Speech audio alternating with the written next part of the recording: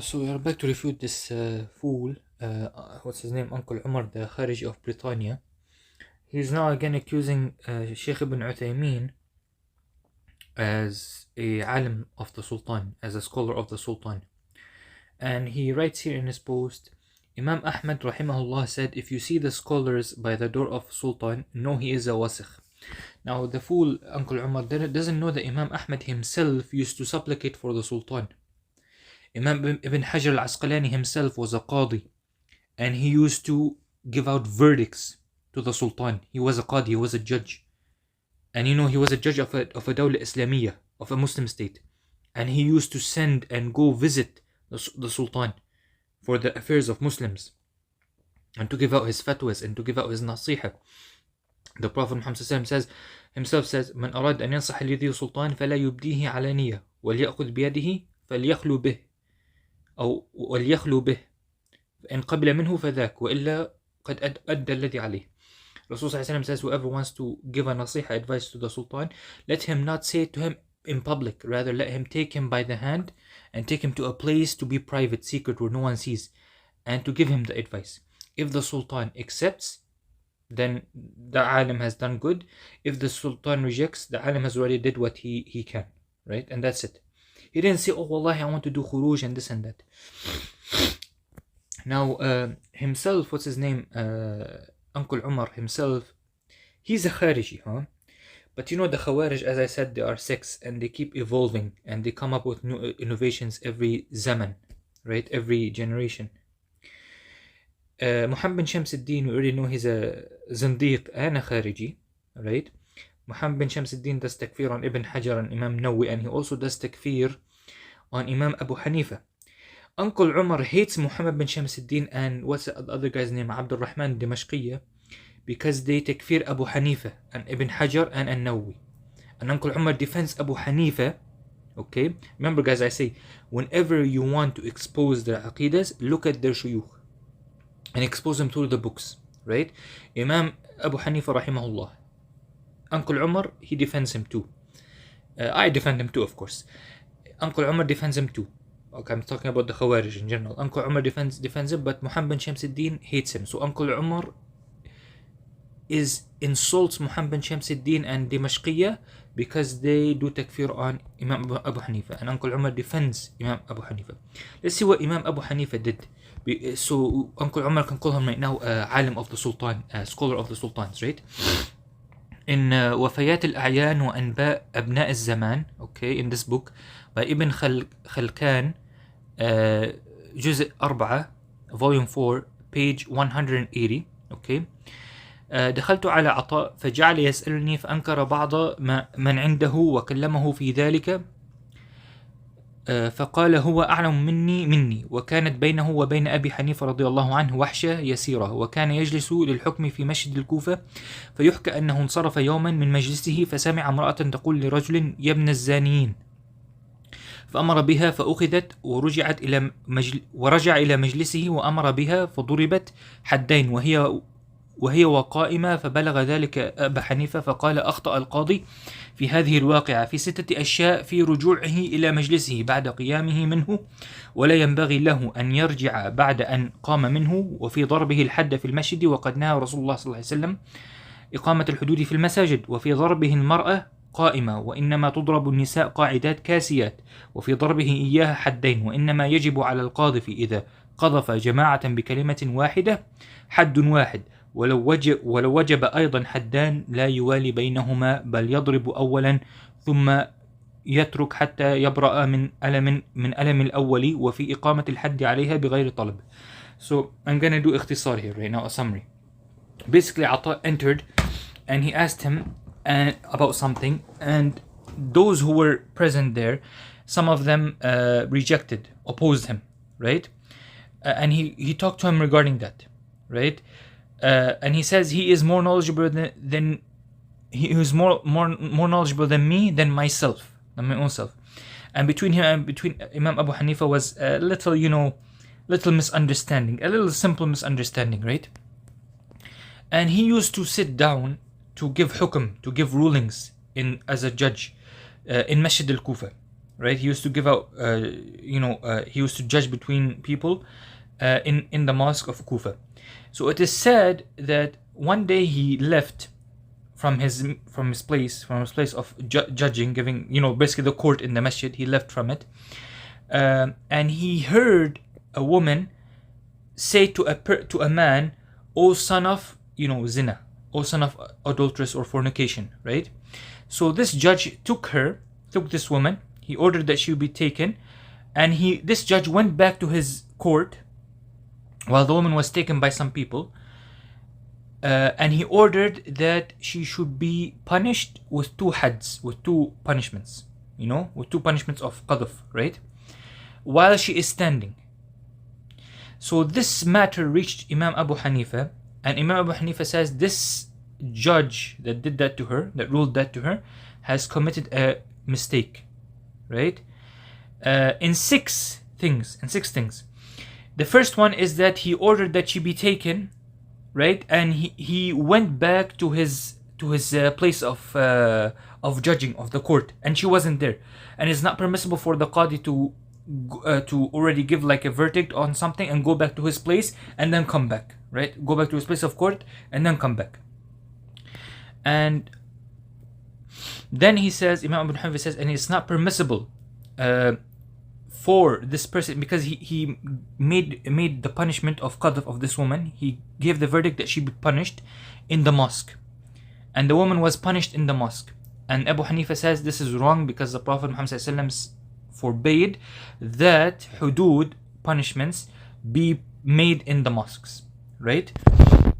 Also, from the one of the mistakes that this judge did, Abu Hanifa says, is because he gave the punishment on the woman by flogging her while she is standing. And this is wrong, because the woman should be sitting down to, for their حفظا لعفة المرأة, right? So that the woman will be protected, privately, right? Because women are private parts, so they must be protected. They should not be standing, should be sitting down, and they should be kasiyat. They should be clothed. When they're given the punishment and beaten. And also Imam Abu Hanifa says that this judge made a mistake by beating this woman, giving her two hads, two punishments. And this is and it's only wajib that the person who gives qadhf, which is the woman who gives qadhf, who says, O ibn zina, or this or that, right? If this woman gave qadhf to a jama'ah, to a group of people, with one word, right? With one word, to all of them, because she says, Yabna Zanin, right? Oh, sons of adulterers, right?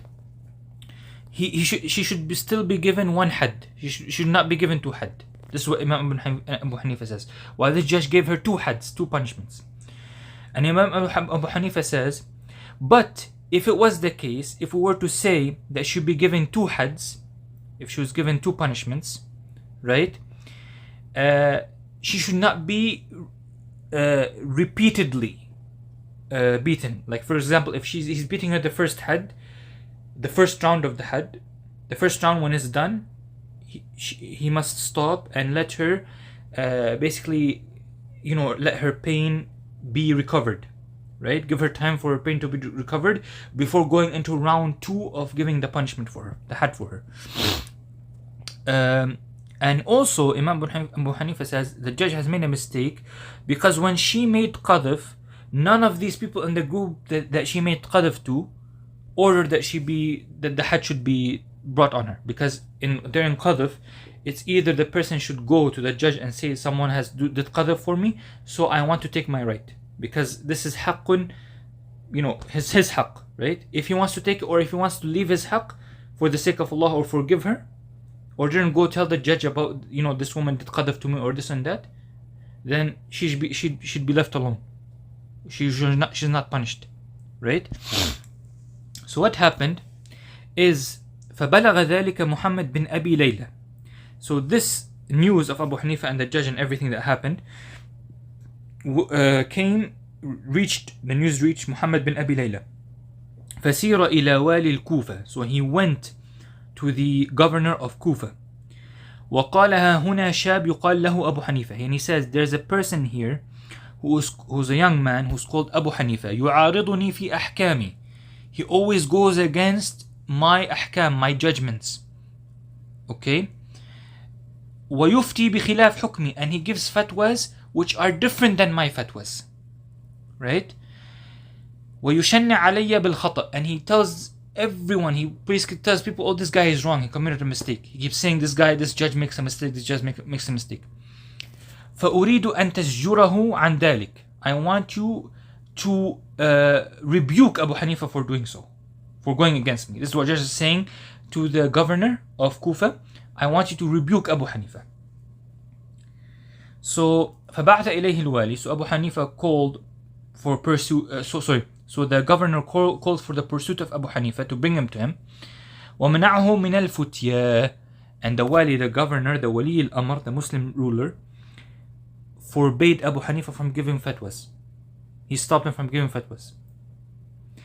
فيقال, it is said that إنه كان يوما في بيته وعنده زوجته وابنه حماد وابنته.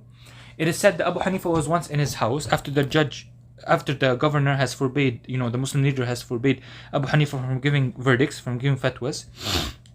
It is said that Abu Hanifa went to his house and he sat there, and with him was his family, like his wife and his son Hamad and his daughter. فقالت له ابنته. I underlined this right here, right? ابنته, the daughter of Abu Hanifa, told her father Abu Hanifa, إني صائمة, I am fasting. وقد خرج من بين أسناني دم, and between my teeth came out blood, right? وبصقته. I basically spit it out, spit my saliva that has the blood in it out. I didn't swallow it. حتى عاد الريق أبيض, until my saliva became white, pure white, right? Like there was no more blood in it. لا يظهر عليه أثر الدم, there's no traces of blood on it. فهل أفطر? Should I break my fast? Did I already break my fast through this? إذا بلعت الآن الريق, if I swallowed my saliva right now, right after the traces of blood are gone, and I swallowed my pure white saliva, should it, is my fast invalid right now? Like should I break my fast because it's invalid? فقال لها, Imam Abu Hanifa told his daughter, سلي أخاك حمادا فإن الأمير منعني من الفتية. So Imam Abu Hanifa said to his daughter, go ask your brother Hamad about this, to give you the fatwa, because the Amir, the governor, has forbade me, Abu Hanifa, from giving fatwas in the deen, in the religion of Allah subhanahu wa ta'ala. So, Uncle Omar will see right now, and the Khawarij, the Mashayikh of Saudi, they are the scholars of the sultans. They don't forbid the sultans from mistakes and this and that. Who said that? The ulama, basically, Sheikh Salih al-Fawzan doesn't directly hint towards the Wulat al-Umur. If there's something bad, a munkar, he refutes the munkar, but does not link it to the Wulat al-Umur.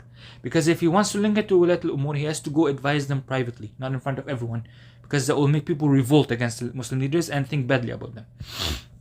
So basically, like for example, the Riyadh festival, Sheikh Salih Fawzan said it's not permissible, right? And then people say, oh, he's alim sultan, right? So basically, Imam Abu Hanifa right now, he stopped from giving fatwa, he stopped talking about religion. Today, if you see a sheikh, the scholar brought the sheikh and put him in jail, or brought the sheikh and told him don't do that, and you're not allowed to speak about this or that, they say you have done wrong, you are unjust, you're a bad, you're a kafir, you're a this and that. This is not permissible. This is Imam Abu Hanifa himself obeying the Muslim ruler, the governor, from giving fatwas in religion. It's important to give fatwas in religion, yet Imam Abu Hanifa obeyed the governor when he told him don't give fatwas. And so he told her, Abu Hanifa told his daughter, don't ask me for fatwas, because the Amir, the governor, has forbade me, the Muslim leader has forbade me from giving fatwas. He didn't forbid your brother Hamad, so go ask your brother Hamad, right, instead of me. So وهذه الحكاية معدودة في مناقب أبي حنيفة وحسن تمسكه بامتثال إشارة رب الأمر، فإن إجابته طاعة حتى أنه أطاعه في السر ولم يرد على ابنته جوابا، وهذا غاية ما يكون من امتثال الأمر. he says this is a great example. This story is a great example, shows the characteristics and the manners and the etiquettes of Imam Abu Hanifa and his good ways of doing things, and by him obeying the Muslim ruler, and even not only in public, even in private, even between him and Allah. If the Muslim leader is not looking at him, and he forbade him from giving fatwas, Imam Abu Hanifa, when he was between his family in private, no one seeing them, in secret, he still obeyed the command of the Muslim ruler and did not give a fatwa to his daughter when she asked him in private. So not only in public, he obeyed the Emir in private, because Allah is watching, of course. If you disobey the Emir in this, Allah is going to punish you.